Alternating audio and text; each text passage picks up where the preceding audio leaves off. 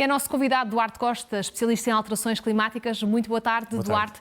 Nós aqui ainda ontem fazíamos uma previsão daquilo que poderia vir a acontecer. Foi ainda pior do que se esperava? Boa tarde. Na verdade, nós tivemos muita sorte e não devemos contar com a sorte nestas questões, porque o pior deste fenómeno, sobretudo os ventos extremos, aconteceram quando já estávamos em casa e a dormir, muitos de nós, e também o centro desta depressão aproximou-se muito da costa portuguesa, mas não entrou. E não podemos contar com a sorte significa, para além de prevenir nas horas antes, e quando estive aqui contigo, Sara, falámos de imensas coisas que as pessoas podem fazer. Isto é muito importante, não só a dizer fiquem atentos, mas o que é que as pessoas podem fazer preventivamente. Mas é também preciso que, em termos de país, como as políticas públicas do nosso país, é preciso termos respostas para prevenir e adaptarmos às alterações climáticas. E isto não está a ser feito. Mas daquilo que aconteceu, foi prevenido aquilo que poderia ter sido? Eu pelos testemunhos que tive, pelas mensagens até de feedback que tive, houve muitas pessoas que se queixaram que se focou muito na chuva e não no vento, que o vento é que foi o que de facto causou mais danos. Eu lembro-me de dizer aqui que este tipo de velocidades de vento geram quedas de árvores, levantamento de telhados. Não vi mais ninguém falar sobre o risco de levantamento de telhados. Vemos como esse foi um dos principais problemas em termos de danos. E se isto tivesse acontecido à hora que inicialmente os modelos apontavam, por volta da hora do jantar, teria sido muito mais destrutivo e provavelmente teríamos também... Mais feridos? Exatamente, mais danos humanos, digamos assim. Nós, a nível das previsões, já sabemos que a tempestade ainda não passou, mas o que é que nós podemos esperar para as próximas horas, para os próximos dias? Um cenário idêntico ou algo mais calmo? Algo mais calmo, chuva, ventos fortes, mas não tão fortes como estes que vimos. Isto é a informação que eu tenho até agora. Mas eu gostava que nós olhássemos para estes fenómenos, não apenas umas horas que eles aconteçam, mas já no dia a seguir que tivéssemos respostas para isto. Eu hoje fiquei extremamente desiludido com o tweet e a reação do nosso Primeiro-Ministro. Ele agradece aos profissionais de segurança. Claro que estamos todos muito gratos, mas no momento em que estamos a atravessar de crise climática, que o planeta está a atravessar, a instabilidade política que atravessamos, nós não podemos continuar a incumprir, por exemplo, com a Lei de Bases do Clima. O país tem uma base legislativa, como o próprio nome indica, para responder às alterações climáticas e isto não está a ser cumprido. Portanto, não vale a pena dar palmadinhas nas costas dos agentes de proteção civil e dos bombeiros quando, como Governo, quando Estado, não cumprimos a lei. Isto é uma coisa que todos temos que cumprir, inclusive o Estado. E também não é só o Governo. Ontem, ao mesmo tempo que vivemos este episódio, tivemos a última sessão do plenário da Assembleia da República. Uma sessão que previa preparar o Primeiro-Ministro para a reunião de hoje em Bruxelas do Conselho Europeu. A maioria dos líderes, à exceção do PAN e do LIVRE, não esteve presente praticamente. Passaram uns minutos e saíram. E isto mostra, no momento em que o país está a atravessar uma crise climática como a que vemos, que tem danos e que se aproxima de eleições, que não temos líderes responsáveis politicamente pela crise climática. Mas nós estamos a falar de questões que demonstram de facto as alterações climáticas ou de uma tempestade que poderia ser normal nesta altura do ano? As tempestades até podem ser normais e mesmo sem alterações climáticas são precisas respostas políticas. Agora, este nível de ventos não é normal. E sabe, eu hoje falava com pessoas que não são sequer meteorologistas, pessoas normais, cidadãos comuns, e diziam isto não é normal. Eu tenho 50 anos, eu tenho 60 anos, nunca me lembro de episódios assim. Nós sabemos que esta frequência de tempestades... Tem sido umas tempestades atrás das outras. Exatamente, termos incêndios no Minho e barragens a 100% no Alentejo, termos uma situação extremada ao longo de vários anos, isto não é normal.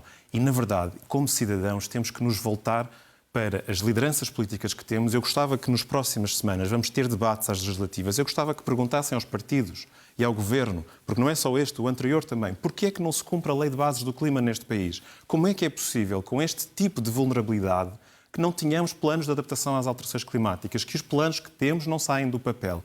Isto custa dinheiro, custa vidas, custa também ansiedade. Porque agora obviamente, é preciso recuperar tudo isto e apoiar quem foi exatamente. Afetado, não é? E os governos, o nosso Primeiro-Ministro veio dizer que agora vão ajudar as pessoas. As pessoas precisam de ajuda antes. As pessoas precisam que os políticos acionem os melhores mecanismos possíveis para nos adaptarmos às alterações climáticas. E isso não está a ser feito. De facto, ontem, aliás, hoje, quando percebi que ontem, no plenário da Assembleia da República, não tínhamos lá a oposição, não tínhamos lá os líderes da oposição, também a exigir que Portugal no seio da União Europeia, tenha uma postura responsável. Portanto, realmente eu acho que Portugal, se nós como portugueses queremos uma resposta responsável às alterações climáticas, Portugal precisa urgentemente de uma nova geração de políticos e de uma cidadania que exige dos políticos este tipo de responsabilidade sobre as políticas climáticas. Porque isto neste momento antes não está a acontecer. de terminarmos, é importante voltarmos àquelas recomendações que falámos ontem, até porque a chuva vai continuar, o vento forte também, e há avisos, sobretudo para o centro e sul do país. Que cuidados é que as pessoas devem ter? Já aprendemos muito ontem. Não é? Atenção às árvores e o que é que está debaixo das árvores. O vento vai ser menos forte, portanto acredito que haja menos riscos. Eu não consigo entender como é que ontem havia barcos na Baía de Cascais, com o aviso de agitação marítima, com uma frente que entrava no território português justamente na Baía de Cascais, como é que havia ali barcos? Eu não sei se houve um esforço e o trabalho da Proteção Civil, que eu desde já louvo, isto é uma crítica à Proteção Civil, mas pode haver coisas a melhorar e esta é a hora de vermos como é que melhoramos. Houve avisos que foram feitos ou não, ou as pessoas estavam vulneráveis porque não sabiam dos riscos que corriam. Obviamente, há uma série de... Os telhados, nós vimos que uma infraestrutura crítica são os estádios de futebol. Será que os regulamentos para construir estádios de futebol prevêem já outro tipo de riscos de vento que são mais frequentes com as alterações climáticas? É isso que a Lei de Bases das Alterações Climáticas, a Lei de Bases do Clima e os programas setoriais de adaptação às alterações climáticas que estão na gaveta prevêem e previnem. Ter cuidado também com os carros e onde se estacionam os carros, não é? Exatamente. Zonas baixas, ou seja, se chover muito, os solos estão saturados, há muita água em escorrimento superficial, pode acumular-se. As pessoas já sabem onde é que normalmente há cheias. Esses sítios, provavelmente, ou é possível que haja cheias. Há uma série de coisas que ontem vimos que aconteceram, que se calhar se tivesse havido uma atitude preventiva, e imagino que até houve muitas pessoas que tiveram essa atitude, mas se houver verdadeiramente uma atitude preventiva, prevenimos muitos danos. Porque, na verdade, não foi algo inusitado e sem muito precedente no passado, a questão dos ventos. Mas que era previsto, não é? Mas que nós falámos imenso disso. Mas também aconteceu durante a noite, não foi acompanhado de chuvas torrenciais que levaram a cheias com ventos fortes. Portanto, não foi assim tão crítico, embora, como podemos ver pelas imagens, já teve muitos danos. E o meu ponto mesmo é que, se nós não queremos sempre estar aqui nestas conversas no dia do evento e no dia a seguir, e depois parece que se esquece, não é? Hoje é o dia de começar a implementar a Lei de Bases do Clima, hoje é o dia de começar a exigir responsabilidades ao Governo e aos outros partidos da Assembleia da República, porque é que a nossa base de resposta enquanto país às alterações climáticas está em cumprimento. Isto já chegou ao Supremo Tribunal de Justiça, que já...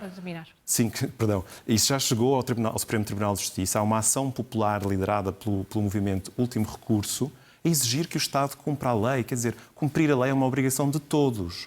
Já chegou, é preciso os cidadãos se mobilizarem junto da Justiça para que o Estado cumpra a lei? Não. Nós estamos a ver diante dos nossos olhos. O planeta está em enorme instabilidade e nós precisamos de respostas políticas e o Estado tem que começar a cumprir isso e nós, cidadãos, devemos ao máximo exigir que esta geração de políticos cumpra ou então trazer uma nova geração de políticos ao próximo Parlamento. Muito obrigada. Boa tarde. Boa tarde. E vamos em